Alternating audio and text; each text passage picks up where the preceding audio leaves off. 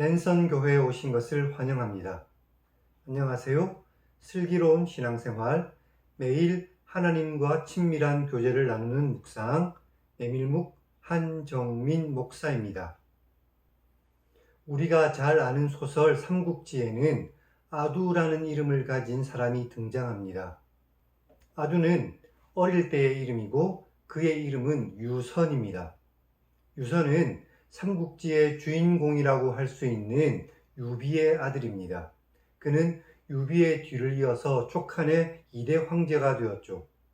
그런데 그는 제갈공명이라는 역사상 그 짝을 찾아보기도 힘든 천재의 보좌를 받으면서도 결국 나라를 망하게 하는 어리석은 군주였습니다.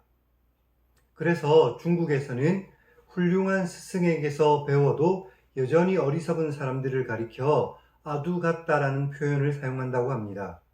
사랑하는 여러분, 우리 그리스도인은 아두 같지 말아야 할 것입니다. 우리의 스승은 예수 그리스도이십니다. 제갈공명도 소크라테스도 공자도 이 세상의 그 어느 누구도 비교할 수 없는 위대한 분의 제자가 바로 우리들입니다.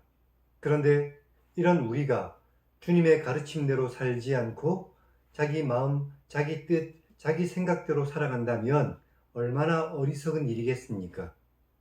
이렇게 살아가는 사람은 아두보다도 더 어리석은 사람일 것입니다. 메밀묵을 통해 하나님의 말씀을 읽고 주님의 말씀대로 살아가는 주님의 참 제자가 되시기를 주님의 이름으로 간절히 축원합니다. 우리는 지난 시간 레위기 14장을 읽었습니다. 하나님께서 환자가 정결하게 되는 날의 규례에 대해서 말씀하셨고 또 집에 생기는 곰팡이에 관한 규례에 대해서 말씀해 주셨습니다. 오늘은 레위기 15장을 읽겠습니다. 하나님께서 유출병과 그와 관련된 규례에 대해서 말씀해 주셨습니다. 그럼 성경을 읽겠습니다.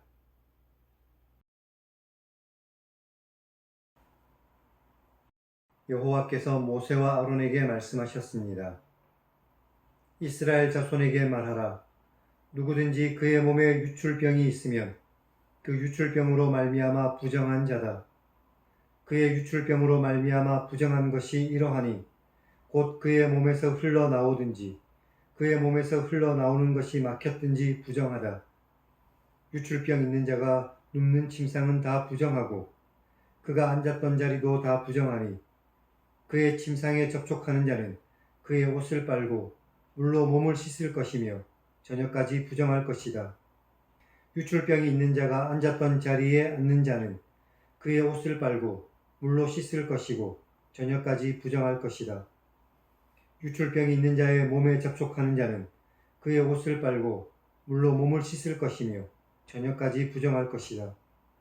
유출병이 있는 자가 정한 자에게 침을 뱉으면 정한 자는 그의 옷을 빨고 물로 몸을 씻을 것이며 저녁까지 부정할 것이다. 유출병이 있는 자가 탔던 안장은 다 부정하며 그의 몸 아래에 닿았던 것에 접촉한 자는 다 저녁까지 부정하며 그런 것을 옮기는 자는 그의 옷을 빨고 물로 몸을 씻을 것이며 저녁까지 부정할 것이다.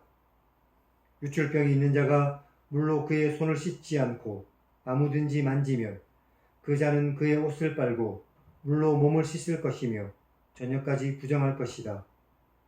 유출병이 있는 자가 만진 질그릇은 깨뜨리고 나무 그릇은 다 물로 씻을 것이다. 유출병이 있는 자는 그의 유출이 깨끗해지면 그가 정결하게 되기 위해 1회를 센 후에 옷을 빨고 흐르는 물에 그의 몸을 씻을 것이다.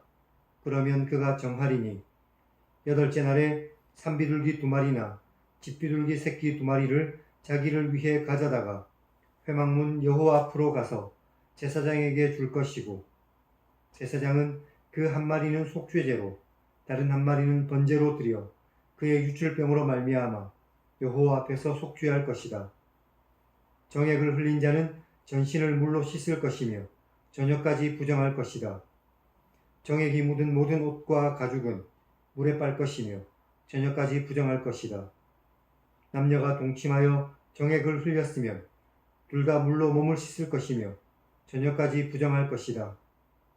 어떤 여인이 유출을 했는데 그의 몸에 그의 유출이 피면 이래 동안 불결하니 그를 만지는 자마다 저녁까지 부정할 것이고 그가 생리를 할 동안에는 그가 누웠던 자리도 다 부정하며 그가 앉았던 자리도 다 부정하니 그의 침상을 만지는 자는 다 그의 옷을 빨고 물로 몸을 씻을 것이고 저녁까지 부정할 것이며 그가 앉은 자리를 만지는 자도 다 그들의 옷을 빨고 물로 몸을 씻을 것이고 저녁까지 부정할 것이며 그의 침상 위에나 그가 앉은 자리 위에 있는 것을 만지는 모든 자도 저녁까지 부정할 것이며 누구든지 이 여인과 동침하여 그의 불결함에 전염되면 이래 동안 부정할 것이다.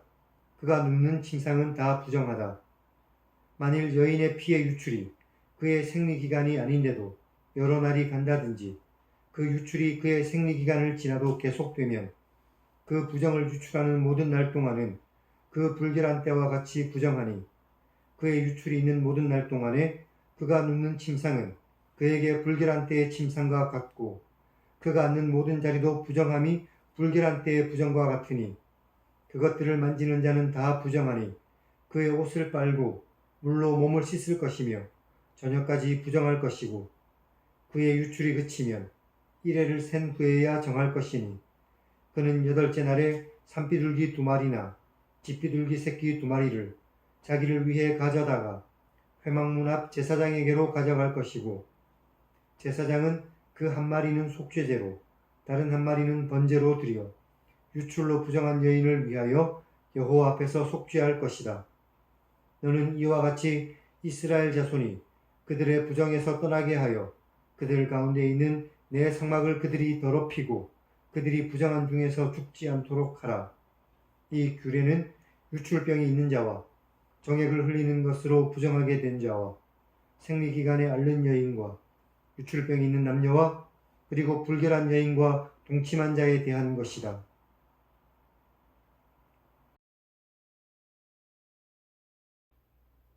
오늘은 여기까지 읽었습니다. 레위기 15장은 몸의 유출이나 사정으로 인한 남자의 부정, 생리나 장기간의 유출병으로 인한 여자의 부정을 다루고 있습니다. 2절부터의 유출병은 아마도 남자의 엉덩이나 성기와 관련된 곳에서의 유출을 말하는 것 같습니다. 13절부터는 유출병에서 깨끗해진 사람이 행해야 할 정결 예식에 대해서 말씀해 주십니다. 중요한 것은 사람을 깨끗하게 하시는 분은 하나님이시며 제사장은 단지 치유되었음을 선언할 뿐이라는 것을 알아야만 한다는 것이죠. 16절부터의 남자의 사정과 19절부터의 여자의 생리로 인한 부정은 어떤 제사도 요구하지 않았고 다만 씻는 것과 최소한의 부정의 기간만이 요구되었습니다. 24절을 통해서 생리 중인 여성은 성행위로부터 보호되었다는 것을 알 수 있습니다. 하지만 여성의 병으로부터 인한 유출은 유출이 끝난 후에 하나님께 제사를 드려야 했죠. 31절은 제사장들을 대상으로 주어진 말씀입니다. 유출로 인해 상징되는 부정은 하나님의 임재 가운데에 나아가지 못하고 혹시라도 하나님께 나아갔을 때 죽을 수도 있었습니다. 이처럼 죄는 사람을 거룩한 하나님으로부터 분리시키며 속죄가 이루어지지 않으면 결국 죽음에 이를 수밖에 없다는 것을 우리에게 말씀해 주고 계시는 것이죠. 그럼 하나님 1인칭 시점의 성경 읽기를 시청하시기 바랍니다. 하나님의 백성이 거룩한 하나님을 닮아 거룩한 삶을 살아가기를 원하시는 하나님을 만날 수 있습니다. 이 하나님의 마음을 깨달아 매일의 삶 속에서 부정한 것을 버리고 거룩한 하나님을 닮아가는 복된 그리스도인들이 다 되시기를 주님의 이름으로 간절히 축원합니다. 그럼 다음 시간에 뵙겠습니다.